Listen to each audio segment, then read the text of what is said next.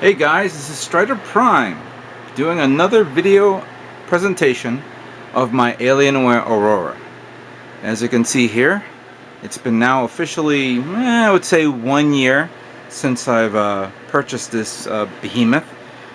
I'm not a 1 year anniversary on my original video, the one that I showed you guys off the innards of this guy, but I decided to talk about my Alienware PC after 1 year of use, and as you can see, it's full of dust and grime that has collected throughout the entire year.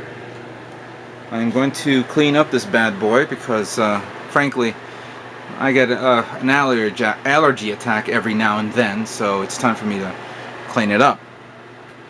But for the most part, I wanted to talk about my machine for pretty much quite some time now because of the amount of emails and comments that I've received from my original video on this machine. First of all, I'd like to tell you guys something. I do not represent Alienware whatsoever. I'm an IT guy. I know how to build workstations, and I really like the Alienware's design and strength. But I received a tremendous amount of criticism. For that, let me explain. Okay, pretty much you can see the innards of the Alienware Aurora PC. Now, so you guys understand, I'm going to break down the components of this machine based on the specifications that I purchased back in October of 2009. First up, the i7 core chipset, which is rated at 920. It's the 920 chipset, which is 2.6 or 2.7 gigahertz processor. This is a quad core processor. On top of that, it comes with a 500 gig hard drive. At the time, 500 gig hard drive. It came with 3 gigs of RAM, but for $200 I invested in another 9 gigs of RAM for a total of 12 gigs of, by the way, tri-channel memory. It also came with this video card, the NVIDIA GTX 260, which had a memory capacity of 1.8 gigabytes. It also came with the basic DVD player,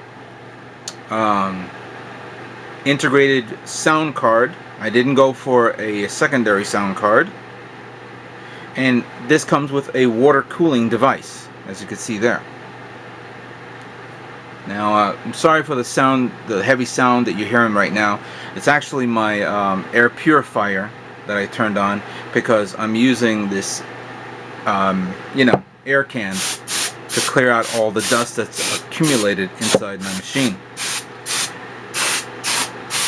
Now, I didn't buy anything else for this machine. As a matter of fact, the only thing I put in this machine that I had previously on my previous workstation was a 1.5 terabyte Seagate hard drive.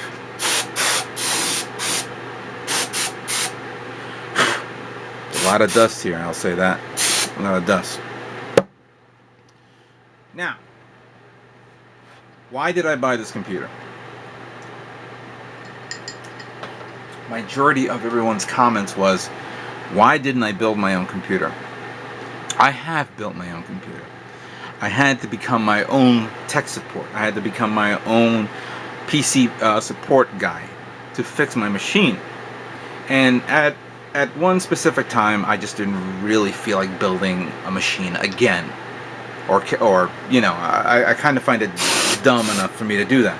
Yet, it is the norm these days to build your own machine. Furthermore, I had some money, so for me it was justifiable for me to get that. I like the Alienware case. It's strong. It doesn't feel like aluminum. Not aluminum, like cheap plastic at certain points. I wanted to get water cooled, and I had no clue on how to do this. Yes, I know I can go on the internet and actually do research on that, but I didn't feel like doing it. Now I can do it if I want to because I feel like doing it. Yeah, you guys are right. I could have built this machine. I could have built my own workstation, maybe even better. But at the time, I wanted this, and I liked it. And I like it being simple, plain, and normal.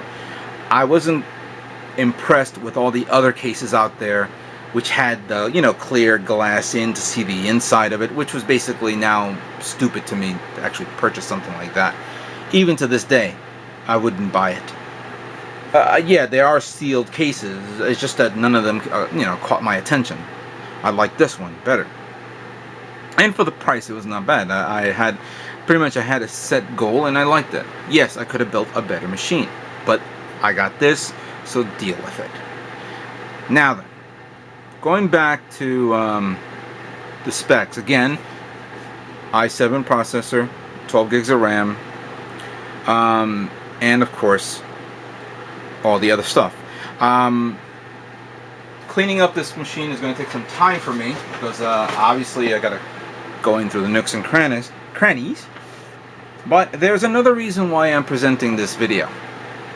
Obviously, it's been a year, and it's time for a slight modification on this machine's system specs. For that, I was thinking of upgrading maybe the processor,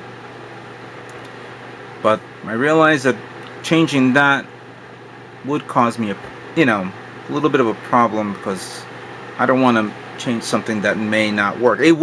I could probably get the 930 or the 950 or maybe even the 975 processor, but those processors are very expensive, and I'm on a limited budget right now, so forget about that. Next thing, of course, would be the RAM. Big criticism from everybody. Why did I go for 12 gigs of RAM? Well, why not? Yeah, why not?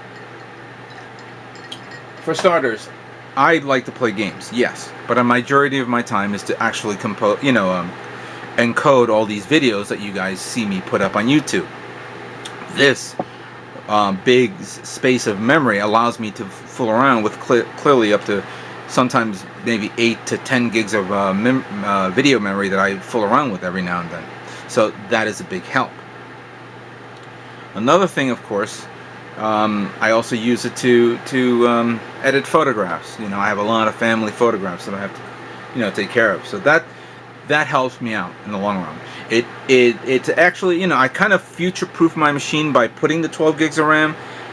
If I wanted to, I could probably put another 12 gigs of RAM running at 1600, but for now it's fine where it stands at. Which now brings me to this guy, the good old GTX 260. For that, I got this guy, the GTX 460 by EVGA. For those of you who don't know, this card was on sale at Tiger Direct for $219 minus $55 instant minus another $25 rebate, which I'm about to send soon, bringing the cost of this card down to $140 US. I don't know if they're still doing the special on this card, but it is on sale now. It could be there yet, and if you guys are interested in getting this card, it's on sale, especially for the Black Friday deals.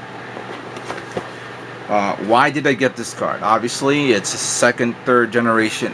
It's about 2 to 3 generations better than the current card that I have here. And even though this current card comes with a 1.8 gigabyte memory compared to a 740 megabyte memory on this one, this card is a lot faster because it boosts the memory, the clock memory on this card a lot faster than what I have here. So I wanted to see what type of performance increase do I get. On top of that, this card also came with an HDMI port, which this card, when I purchased it last year, does not have an HDMI port. ATI cards have HDMI ports. Unfortunately, I don't like ATI cards. Excuse me, I don't like ATI cards. So that's my my beef on that. Yes, I agree, ATI cards are better, but not for me.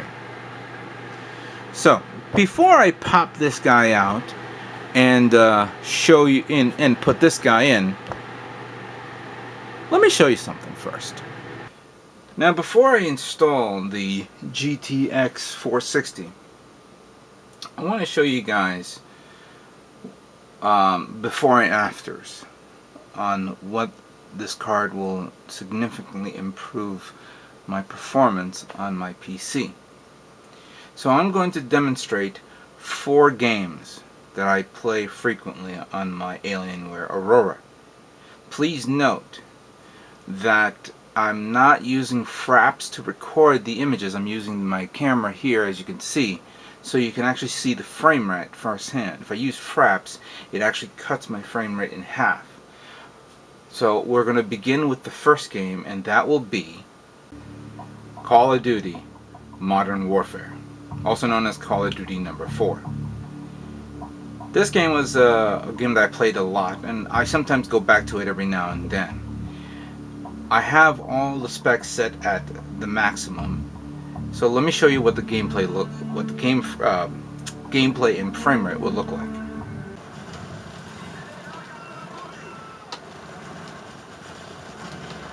As you can see, the gameplay is around 40 to 50 frames per second.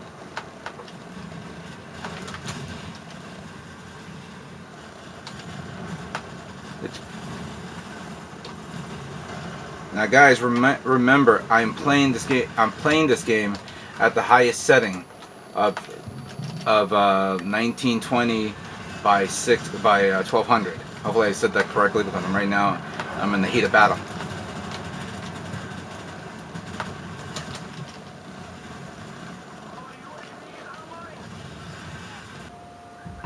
Next up, it's Battlefield Bad Company 2. Now, again, I have pushed the frame rate on this, I pushed the settings on this to 1920 by 1200, and I set the level of detail to advanced and increased everything up except for the 4x Altic lensing. I think I left it at 1, not 4x, 1. So let's see what it looks like in a multiplayer match.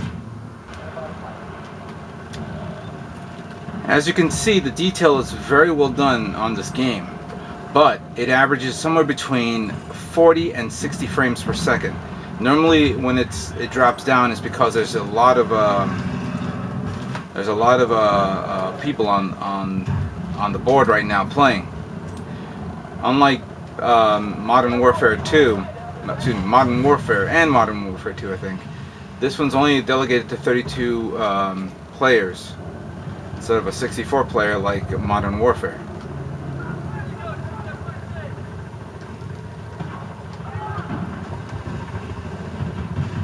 If I would have ran fraps right now, it will bring it down to 30 frames per second. Right now I'm looking for somebody to kill, so give me a second, guys.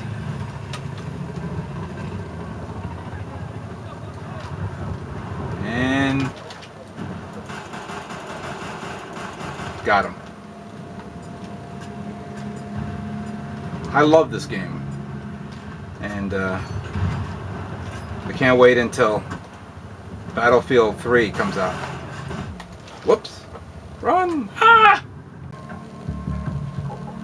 Next up, it is Modern Warfare 2 from the Call of Duty series. When I go right now, I again set the settings at 1920 by 1200, 60 frames a second on 60 megahertz on the monitor, and I've increased everything up to the highest point. And let's see what kind of gameplay do I get on this system.